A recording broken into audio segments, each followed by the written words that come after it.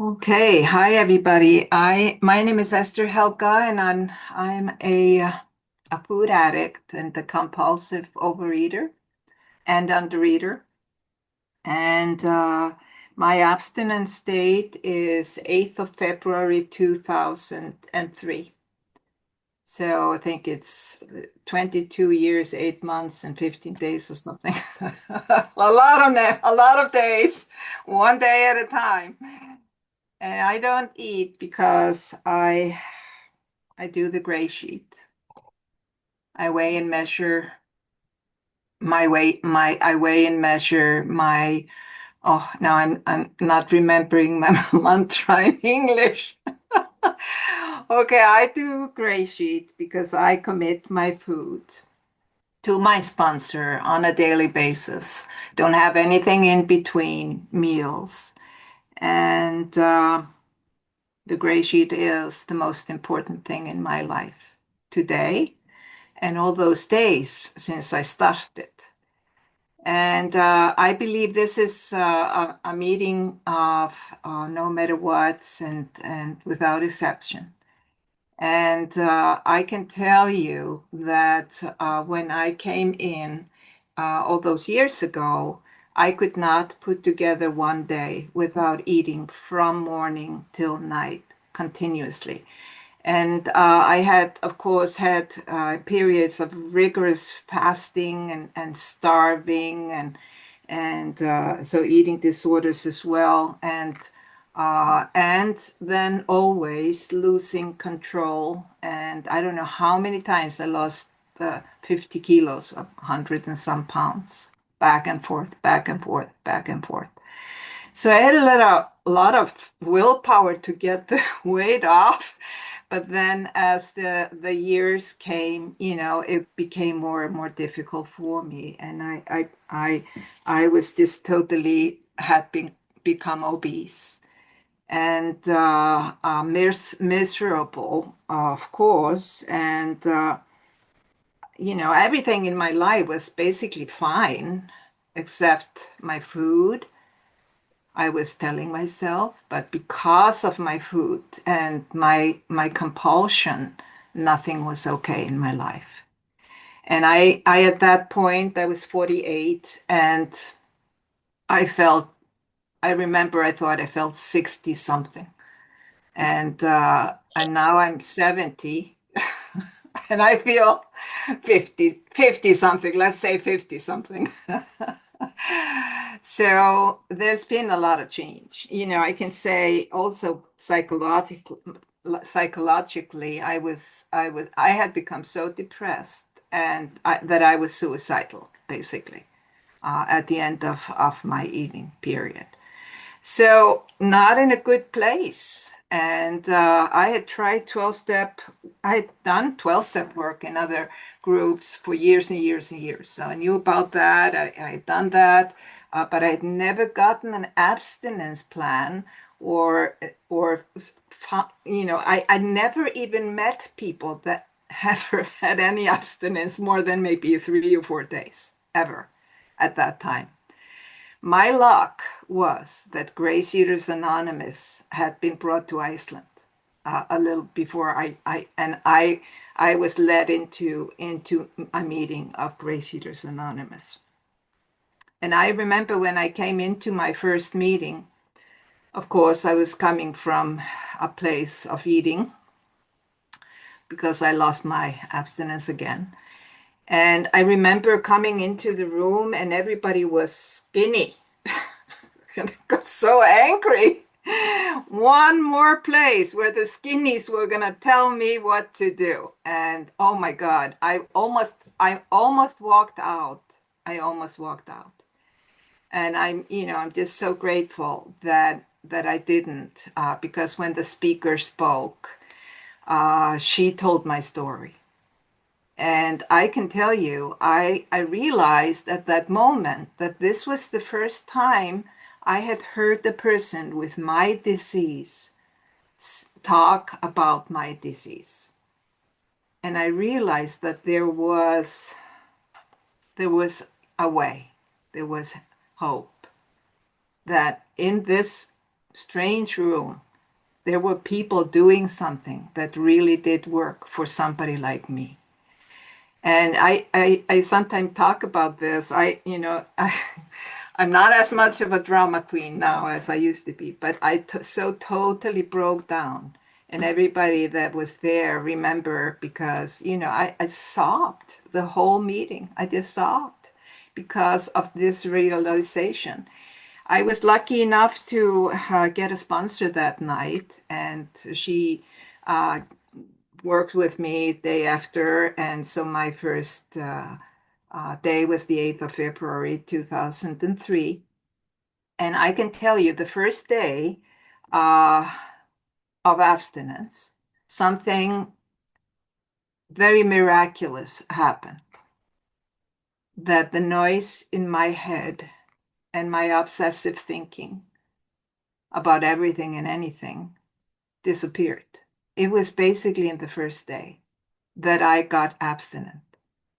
And I really do believe that I was kind of struck with a spiritual awakening just in the first few days of my abstinence. And I didn't really know what was happening to me. It was so strong. And then I got really sick with flu, up and down flu, just a few days later. And I thought I'd die.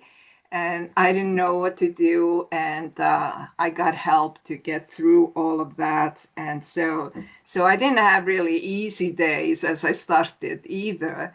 And I think actually the flu really helped, just really clean me out and prepare me again for abstinence. So what happened as I started doing abstinence with the help of a sponsor was that I realized how dishonest I was in regards to food and so many other things, of course. I didn't realize that early on, not until I started working on my step work. But in regards to food, and that was my first, understanding that, oh my God, I needed to be absolutely rigorously honest about everything around my food. And I couldn't do that all the time.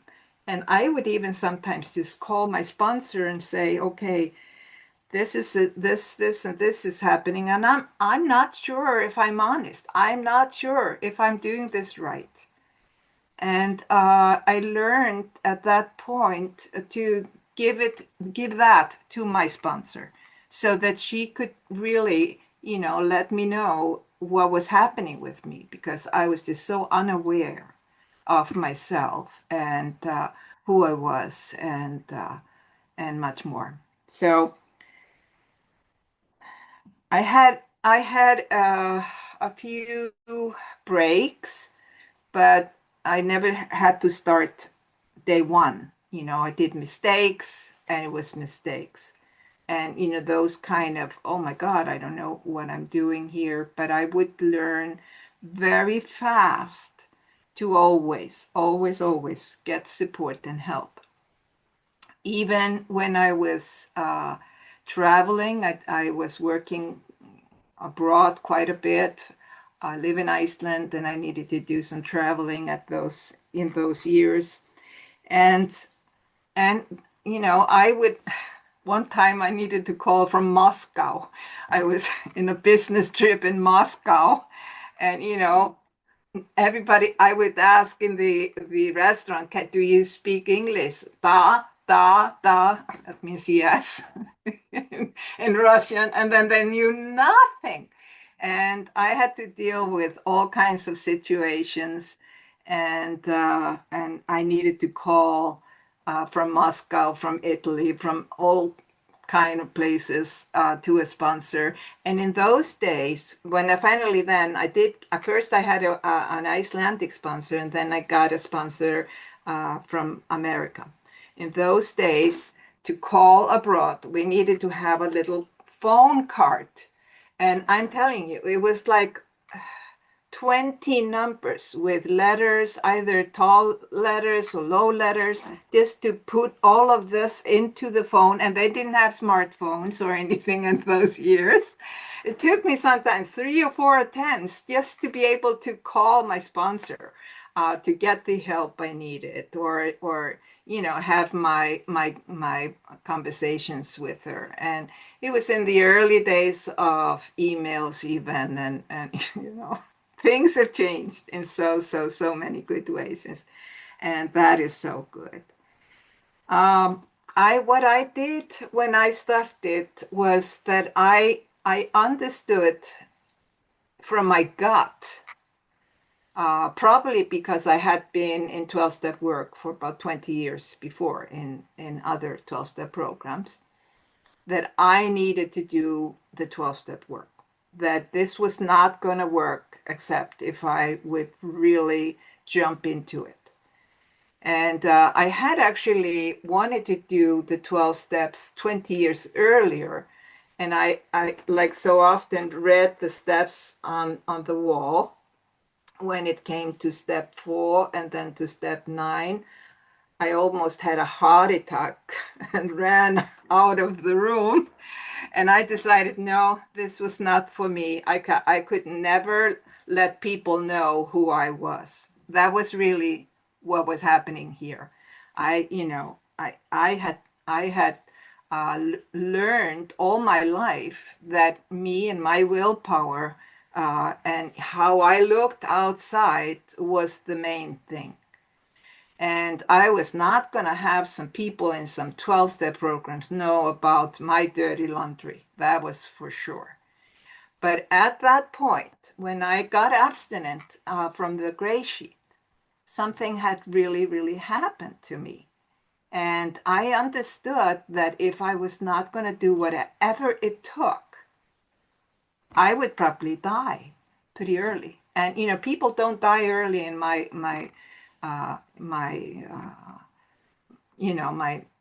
father just died. He was 95. Everybody's 90 something when they die. So, but I knew I would if I was going to continue like this. And the fear of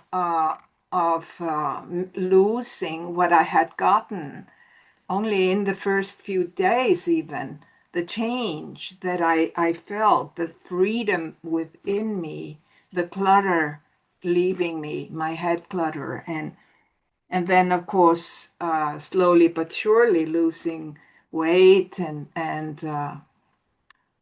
took me about 1.5 years to lose all the weight. Lost the whole person off of me, and which was great.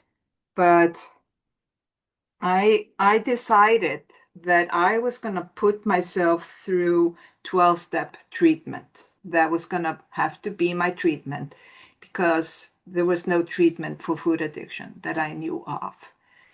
And so I'm so lucky that here in Iceland, we have a huge community of 12-step work. We have all the different ones, of course, AA and NA and Al-Anon and CODA and then OA and GreySheet and lots more.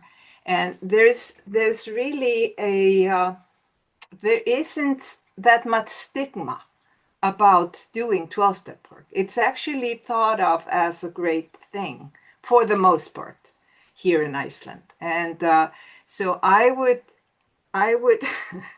go ahead and find myself a sponsor who was willing to take me through the steps. And basically I dragged her.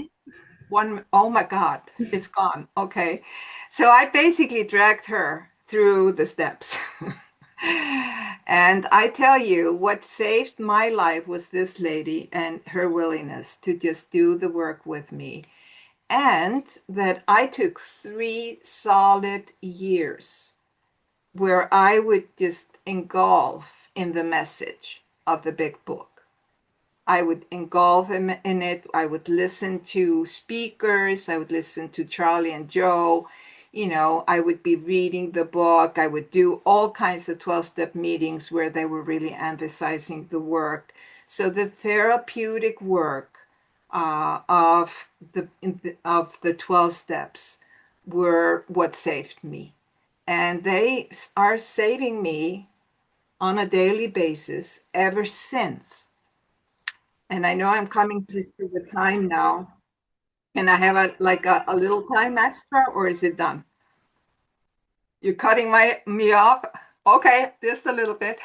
So just to say that I thought it would be so boring to be doing this work all the time. And I can tell you now, 22 plus years later, every day is a new beginning for me. Every day, uh, I have new experience, and I ignite my inner spiritual fire. And because I do the steps, because I keep being there. And as a consequence of this, I have had and I have been able to be the best version of myself. With that, I pass.